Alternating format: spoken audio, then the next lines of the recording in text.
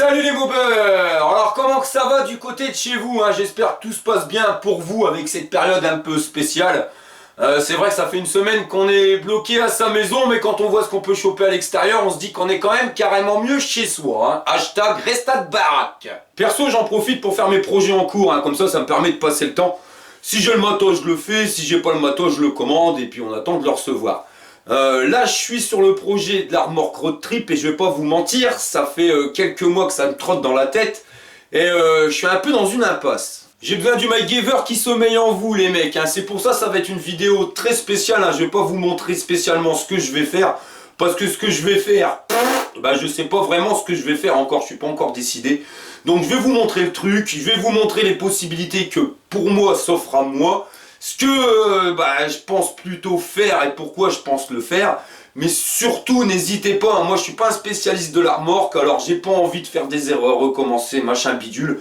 C'est pour ça que ça serait cool les gens qui savent, hein, les MacGyver, si vous avez une idée sur quelque chose à faire, comment le faire, avec quel matos. N'hésitez pas à le partager en commentaire.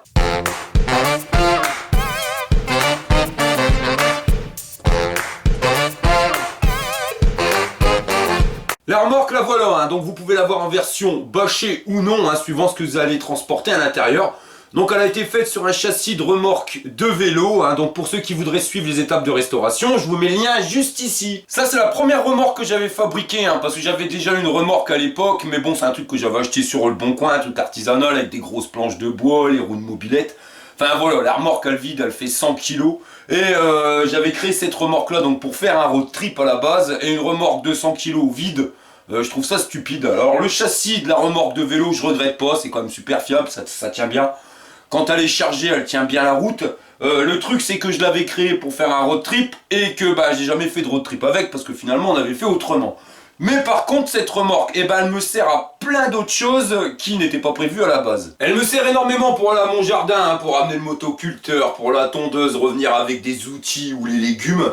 Même pour faire des transports d'eau quand c'est la canicule, c'est vraiment une grande chose. Mais je m'en sers aussi pour pouvoir aller chercher des moules à la plage, donc 90 km aller et 90 km retour. Le truc c'est que j'aimerais bien rajouter quelques options pour que dans les road trips, vous voyez, ça devienne un atout et pas un fardeau à traîner.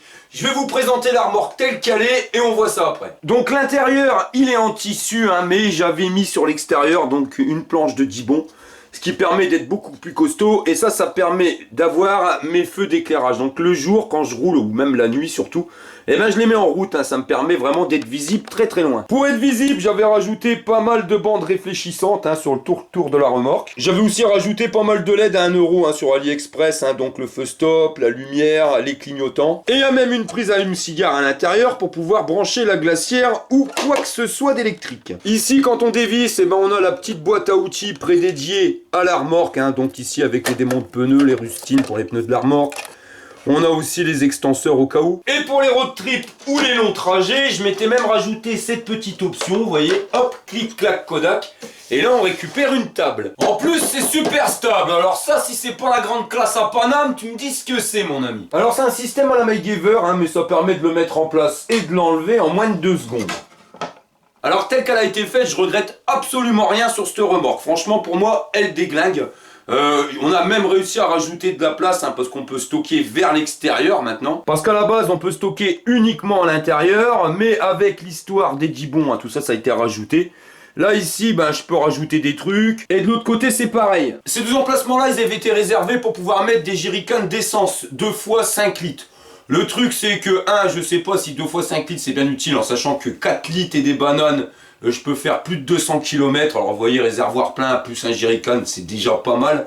Et il y a une seconde chose, hein, ça je ne le savais pas, mais on m'a tenu au courant, merci à vous, c'est qu'on ne peut pas transporter des jerrycans d'essence comme ça, vous voyez, il ne faut pas que ça soit trop visible, je risque d'être emmerdé. Donc ce qu'on va faire, c'est que ça, je vais en garder plus qu'un, on verra bien, on va faire l'étonner, on laissera tel quel, si jamais on me dit quoi que ce soit, je devrais le stocker dans la remorque, mais je préfère quand même stocker l'essence à l'extérieur de la remorque qu'à l'intérieur, hein. Si jamais il y a un problème, vous en foutez sur vos fringues, enfin voilà le délire. Mais même si j'en suis super content de cette remorque, vous voyez, il va manquer 2 choses. Il va me manquer 1 pour le confort de conduite et 2 pour le confort de vie quand on part en road trip avec. Pour le confort de vie, c'est tout simplement l'électricité, hein, parce qu'il faut être honnête, l'électricité à partir du moment où vous l'avez, ça va tout de suite mieux. On peut mettre une petite glacière, rien que ça c'est le top du top si on part là où il fait chaud. Avoir une glacière, ça permet de garder les aliments au frais et surtout de ne pas être malade, c'est le top. Même quand je reviens de la mer, vous voyez. Quand je m'en vais à la mer et que je reviens avec les moules, 90 km en plein soleil, les moules elles peuvent prendre un coup dans la tête. Avec une glacière bien au frais, il n'y a jamais de souci. Le problème, c'est que le courant à l'heure actuelle, il est pris avec une prise caravane et il est pris directement sur ma mobilette. Donc tout ce qui est électrique sur cette remorque est tout simplement amené de la mobilette. Mais bon, une mobilette c'est bien, mais la batterie qu'il y a dessus, ça permet déjà d'alimenter la mobilette, mais on ne peut pas non plus demander d'alimenter l'intégralité des feux, même si elle le fait. Mais si je dois mettre une glacière électrique, là on pompe énormément et l'autonomie elle est vraiment très réduite. Et comme j'ai pas envie de mettre une pièce montée de batterie sur ma mobilette, on va trouver une autre solution. La première solution et la moins coûteuse, ça serait les panneaux solaires. Alors les panneaux solaires c'est bien, vous voyez, surtout que j'ai quand même un peu de place pour pouvoir en mettre. Je peux en mettre ici un peu au-dessus, de l'autre côté pareil. Et au pire des cas, je peux le mettre carrément au-dessus de la remorque. Il faut savoir qu'un panneau solaire, pour recharger, plus il sera grand et plus vous aurez de courant. L'inconvénient qu'on a avec un panneau solaire, c'est que posé comme ça, à l'horizontale, c'est pas forcément le top. Non, il y a une histoire d'angle, il faut aller chercher le soleil. Donc, on aura des panneaux solaires, mais qui ne donneront pas forcément un rendement maximum tout le temps. Alors déjà, s'il y a des nuages, je rechargerai moins. Si je passe à l'ombre, je recharge moins. Et même si mes panneaux solaires et qu'il fait bien du soleil, vous voyez, si on arrive sur un coucher de soleil, idéalement parlant, posé comme ça n'irait pas. Il faudrait que mon panneau il puisse être en fonction du soleil. Donc c'est pas cher, mais c'est pas ce qui va me recharger le mieux. En sachant que les batteries, je les ai déjà, donc c'est déjà ce qui va baisser les coûts. Ça c'est des batteries de vélo électrique. Alors c'est des vélos, les batteries elles sont bonnes, mais il n'y avait pas assez de patates pour pouvoir faire démarrer mon vélo comme un fou. Donc j'avais mis des batteries plus puissantes et j'ai gardé les anciennes justement pour pouvoir les fixer sur la remorque. L'avantage c'est qu'elles sont super légères, vous voyez, et super plates. Donc ça on peut les foutre aisément en dessous de la remorque avec un petit film de protection pour éviter que ça prenne des jetars vu d'en dessous.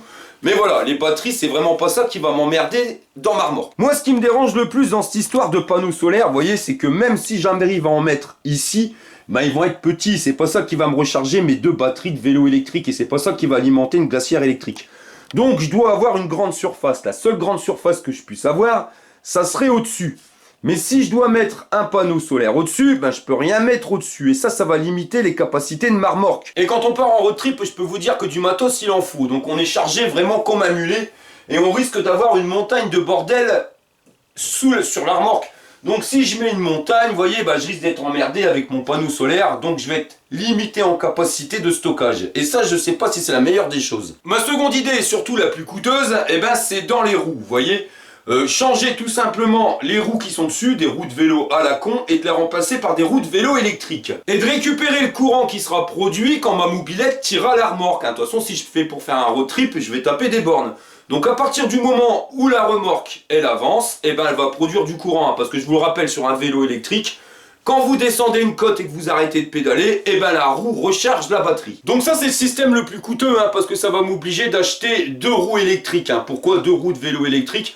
Parce que si j'en achète qu'une sur les 2, il y aura un côté qui va être beaucoup plus résistant que l'autre. Vous vous doutez bien que la roue libre sur un vélo classique, elle est beaucoup plus simple à tourner que sur un vélo électrique. Un vélo électrique, vous avez une résistance. Donc si je mets une roue électrique à gauche et une roue classique à droite, la remorque elle aura toujours tendance à tourner par la gauche. Donc il faut absolument changer les 2 roues. Certes, ça va me coûter une blinde, mais ça va produire beaucoup de courant et ça me permettra de pouvoir tenir une glacière électrique toute la journée et de stocker du courant pour la nuit. Le souci, c'est que d'origine, on est sur du 16 pouces et que la plus petite roue électrique que j'ai trouvée, c'est du 20 pouces. Donc là, il risque d'y avoir des modifications au niveau du châssis à effectuer. Au bas mot, ça va me coûter 300 balles. Donc vous voyez, ça bute quand même, ça va coûter beaucoup plus cher que le prix de la remorque. Mais ça va quand même nous amener une qualité de vie. Alors si vous connaissez un système, un panneau solaire ultra miraculeux, ou des roues, machin, ou si vous avez un truc qui vous passe par la tête, franchement les mecs, n'hésitez pas, parce que je suis pas la science infuse. Et là, ça fait un moment que ça trotte, c'est pour ça, si vous avez une idée, n'hésitez pas à me la dire. Alors certains m'ont déjà dit, tu t'embêtes pas, le soir tu prends une 220, tu recharges directement tes batteries, comme ça t'es tranquille le lendemain. Je vais vous dire, ouais et non, c'est-à-dire que le road trip, l'avantage qu'on a avec un road trip, c'est la liberté. Mais il n'y a plus aucune liberté à partir du moment où tous les soirs vous êtes obligé de trouver une prise de courant. Là, on roule, on est bien, on voit un coin qu'on n'a jamais vu, l'entrée d'un bois, il est assez tard, on se dit tiens, on va se caler là pour le soir, on dort ici.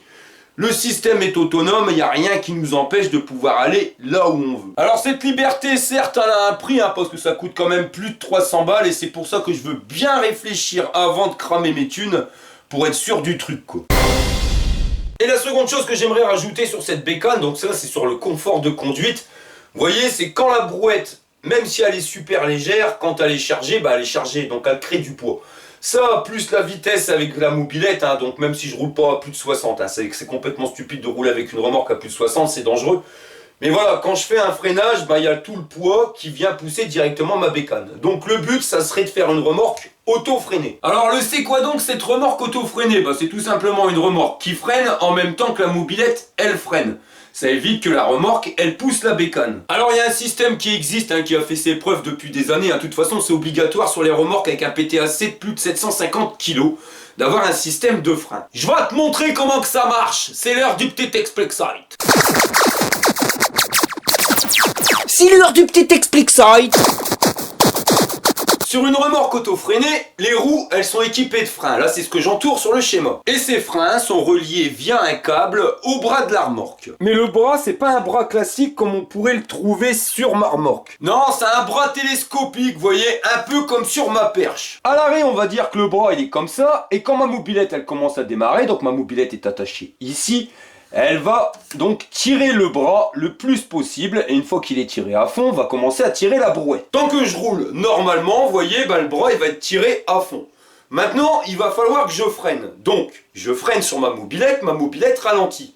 Là, la remorque n'est toujours pas freinée, donc la remorque, elle va commencer à pousser la mobilette. Vous voyez, donc le bras télescopique va commencer à rentrer directement. Et ils ont rajouté un système de levier raccordé au frein directement sur ce bras. C'est-à-dire que quand on est en mode normal, on n'active pas le levier. Et plus on va freiner, donc plus la remorque va venir pousser sur le piston, elle va pousser sur le levier et elle va donc mettre en route les freins. Le système, il est super simple mais il est super génial parce que plus vous allez pousser le véhicule tractant, et plus vous allez activer le système de frein, et plus vous allez ralentir. C'est vraiment un truc qui vous permet d'avoir un confort de conduite génial. Alors vous avez été nombreux à me dire, bah pourquoi tu mets pas ce système-là directement sur ta remorque? C'est clair, donc un système de frein de vélo à la con directement sur chaque roue, et chaque frein, je viens le raccorder directement à une poignée de frein. Le bras, je m'arrange pour qu'il soit plus fixe, mais qu'il soit télescopique. Vous voyez, qu'on puisse avancer et reculer. Et le bout du bras, qu'on va simuler par ceci, je viens le raccorder directement sur les deux poignées de frein. Donc je mets une poignée de frein dans ce sens-là, l'autre qui serait dans l'autre sens. Vous voyez que les deux boules se tiennent. Et le bout du bras, donc le télescopique, viendrait se mettre directement entre les deux. En mode normal, j'y touche pas. Et quand la brouette commence à venir pousser la mobilette, elle va venir appuyer sur mes poignées de frein et ça va freiner plus ou moins fort. Alors jusque là, il n'y a rien de compliqué à faire, vous voyez, mais moi ça, je le sens pas et je vais vous expliquer pourquoi. Premièrement, ce système c'est fait sur les remorques, mais avec un bras central et non pas avec un bras sur le côté. Quand je freine, tout le poids de la remorque est reporté sur le milieu, donc vous voyez, il n'y aura pas de décalage avec une force qui va aller plus que d'un côté que de l'autre. Le mouvement va bien être rectiligne. Sur ma brouette, ça va pas être la même mayonnaise, voyez les mecs, parce que tout le poids va être freiné directement sur le côté. Donc, ce côté-ci, lui, il ne sera pas freiné, il aura tendance à partir, alors que lui va freiner. Ce qui va se passer, c'est qu'on n'aura pas une translation qui va être bien droite, mais la remorque, elle va avoir la tendance, vous voyez, à partir comme ça. Bon, j'exagère. Donc au début, ça va aller, il ne va pas y avoir beaucoup de jeu, ça va bien marcher, mais au fur et à mesure, il y a un jeu qui va se créer, et on va voir un truc qui va bouger dans tous les sens. Et sur une remorque auto-freinée, à l'intérieur du bras télescopique, ils ont mis comme un piston, vous voyez, qui va faire une résistance quand on tire ou quand on repousse, je vous le fais voir sur le dessin. Et ça permet de faire des mouvements beaucoup plus doux. Vous voyez, quand la remorque elle vient freiner, au lieu de venir se claquer carrément la gueule tout d'un coup, le piston il va ralentir, faire comme un amortisseur. Vous voyez, il faut vraiment, ça va donner une résistance. Moi ça je l'ai pas. Alors je pourrais mettre un système de ressort à la con, mais c'est pareil, je mets quelle force pour le ressort, parce que tout ça, même si ce système est très simple, il a quand même été calculé par un bureau d'études. Il faut pouvoir mettre un ressort à l'intérieur qui permettent quand même de pouvoir bouger sans se claquer la gueule à chaque fois, vous voyez, parce que si je mets pas de ressort, quand je vais freiner, paf, tout le poids de la remorque, il va être finalement sur mes poignées de frein, donc ça va tenir un coup, mais ça va pas tenir longtemps. Après, une fois que j'arrête de freiner, que je réaccélère, paf, il n'y a rien qui va le retenir, donc le truc il va partir d'un coup. Au niveau du confort de conduite, ça risque de pas être super si on met pas de ressort, parce que quand on freine, ça va freiner d'un coup, ça va repartir, ça va freiner, enfin voilà, on risque de faire du bateau. Si je fais ce système-là, je peux vous garantir qu'au début ça va marcher, mais je le sens vraiment pas. Alors après, je suis pas un scientifique dans les calculs des cinétiques des forces. C'est pour ça, hein, si quelqu'un s'y connaît bien, s'il pourrait m'aider là-dessus. Mais pour moi, vous voyez, avec un bras excentré sur le côté, la remorque elle va créer un jeu dans le bras. Et le jeu va être de pire en pire. Et ce qui risque, c'est que je suis arrivé en bas de la France et que je pète le bras de ma remorque. Comment je fais si j'ai pété le bras de la remorque? Là, je suis dans la merde. Et si je viens mettre un bras central, eh ben, j'aurai un système qui va vraiment... La remorque va être beaucoup trop décalée sur la route. Et ça sera vraiment pas le top. Hein. Le top, c'est quand même que la mobilette, elle se reste pile poil au milieu de la remorque. Sinon, pour centrer la mobilette, hein, bah, je pourrais mettre un bras élevé. Hein. Vous avez déjà vu donc, les bras qui montent et qui vont faire une équerre. Et puis je ferai mon système télescopique dans l'équerre jusqu'en haut. Mais ça, je ne le fais pas. J'ai eu le tour, je connais plein de gens qui ont eu le tour. En fin de compte, quand vous faites une remorque avec une équerre, et ben quand vous freinez, quand vous accélérez, ben, toute la force, elle se fait dans l'équerre. Alors tôt ou tard, hein, vous pouvez mettre le métal que vous voulez, tôt ou tard, et ben, vous allez péter cette équerre et vous perdez la remorque. Hein. Ça, à tous les coups, vous gagnez. Et quand vous arrivez dans un virage et que vous freinez avec votre mobilette, et d'un seul coup, vous entendez blablabla, mais que vous voyez derrière que la remorque, elle va tout droit, bah franchement, ça vous arrive une fois, vous n'avez plus envie que ça vous arrive. Moi, le système, je le voyais un peu différemment, c'est-à-dire qu'au niveau du freinage, pareil, hein, sur les roues, je viens toujours mettre mes systèmes de frein de vélo, toujours pareil avec un câble, toujours avec une poignée. Mais là, ces poignées, au lieu d'être activées par un bras articulé, enfin un bras sur vérin, là, il serait directement fixe, mon bras. Mais sur ma poignée de frein, vous voyez, je viendrais rajouter un potentiomètre que je viens raccorder directement à un servo-frein qui vient plus ou moins appuyer directement sur les poignées de frein. Le même système qu'une voiture radiocommandée. Je ne sais pas si vous avez déjà vu les modèles de compétition. Mais pour aller à gauche ou à droite, vous tournez légèrement à gauche, le cerveau, vous voyez, il est vraiment progressif. Alors je dis pas que ce système n'est pas soumis à panne, hein, loin de là, parce qu'il y a des capteurs, des machins électriques, enfin, il peut s'en passer des choses pour que ça tombe en panne. Mais là, si je suis en bas de la France et puis bah, ça tombe en panne, qu'est-ce que j'ai? Eh ben j'ai une remorque qui n'est plus auto-freinée, mais ma remorque, je peux toujours la tirer, vous voyez.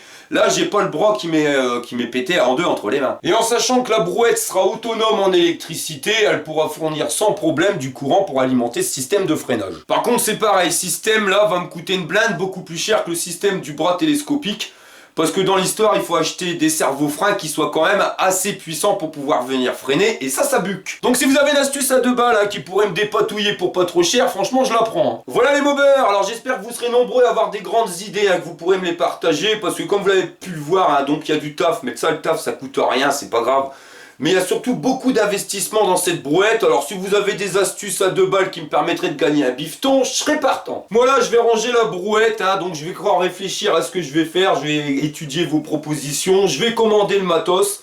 Et dès que j'ai tout reçu, ben, je ressortirai la brouette. Et là, on pourra se mettre à l'action. Voilà les mecs, c'est la fin de cette vidéo un petit peu spéciale. Hein, mais je suis sûr qu'il y en a certains qui vont me faire gagner un temps fou. Et quant à nous, ben, je vous dis à la prochaine pour une prochaine vidéo. Allez, fire!